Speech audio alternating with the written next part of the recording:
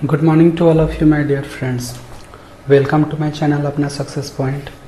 एक बार फिर से मैं उपस्थित हूँ साइंस के प्रश्नों को लेकर। इन सारे प्रश्नों का पीडीएफ आपको मेरे डिस्क्रिप्शन में और मेरे अपना सक्सेस पॉइंट टेलीग्राम चैनल पर मिल जाएगा। आप चाहें तो वहाँ जाकर डाउनलोड कर सकते हैं।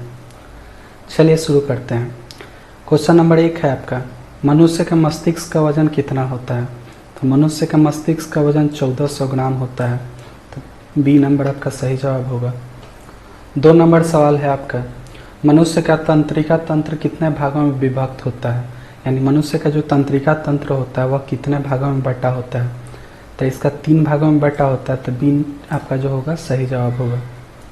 3 नंबर सवाल है आपका, मनुष्य के सिर के अंतःकंकाल के भाग को खोपड़ी कहते हैं। इसमें कितनी अस्थियाँ होती है? यानी खोपड़ी में आपको हड्डियों का संख्या बताना है। तो खोपड़ी में 29 हड्डी होता है, यानी सी नंबर आपका ऑप्शन सही होगा।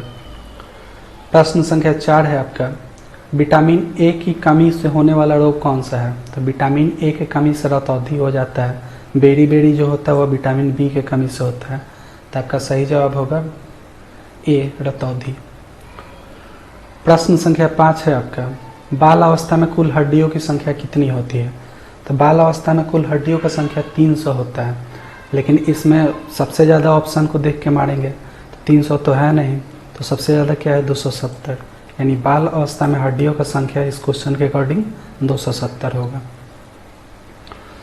6 नंबर सवाल है आपका, विकसित होने पर रीढ़ की कुल हड्डियों की संख्या कितनी होती है? यानी मनुष्य जब पूरा विकसित हो जाता है, एडल्ट हो जाता है, तो रीढ़ के हड्डी में अस्थियों की संख्या यानी हड्डियों की संख्या कितनी होती है? तो 26 होता है आपका। तो 6 का ए होगा। 7 नंबर सवाल है आपका, कंप्यूटर के मेमोरी में डाले गए कार्य को कौन प्रदर्शित करता है? तो इसको मॉनिटर प्रदर्शित करता है। तो क्या होगा 7 का सी। अगला है 8 नंबर, सोते वक्त मनुष्य का आरबीसी कितने प्रतिशत कम हो जाता है? तो रेड ब्लड सेल होता है वह आपका 5% कम हो जाता है।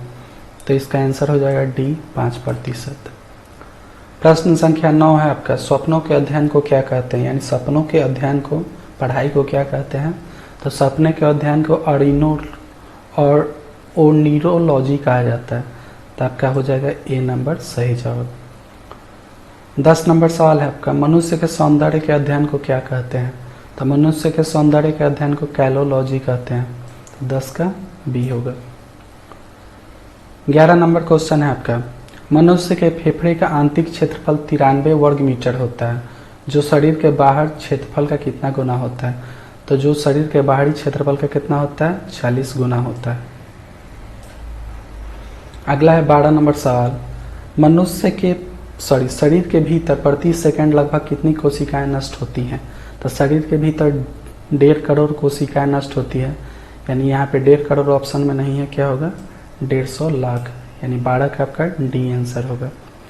13 नंबर सवाल है आपका, वह स्त्री जिसने कभी संतान को न जन्म दिया हो तो गर्भाशय का भार कितना होता है? तो उसके गर्भाशय का भार 50 ग्राम होता है। ये नंबर आपका सही जवाब होगा। 14 नंबर सवाल है आपका, संतान को जन्म देने के बाद स्त्री के गर्भाशय का भार कितना हो जाता है?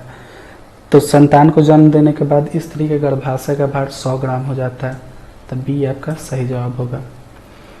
15 नंबर सवाल है आपका, गुर्दे का भार लगभग कितना होता है? तो गुर्दे का भार 150 ग्राम होता है। तो आपका सी सही जवाब होगा। चलिए आज भर के लिए इतना ही था। अगर मेरा वीडियो पसंद आता तो प्लीज़ मेरे वीडियो को लाइक करके चैनल को सब्सक्राइब कर दीजिएगा और एक प्यारा सा कमेंट दे दीजिएगा। आपको इन प्रश्नों का पीडीएफ मेरे डिस्क्रिप्शन में और मेरे अपना सक्सेस पॉइंट टेलीग्राम चैनल पे मिल जाएगा। आप चाहें तो वहाँ से जाकर डाउनलोड कर सकते हैं। धन्यवाद, मिलते हैं नेक्स्ट वीडियो में।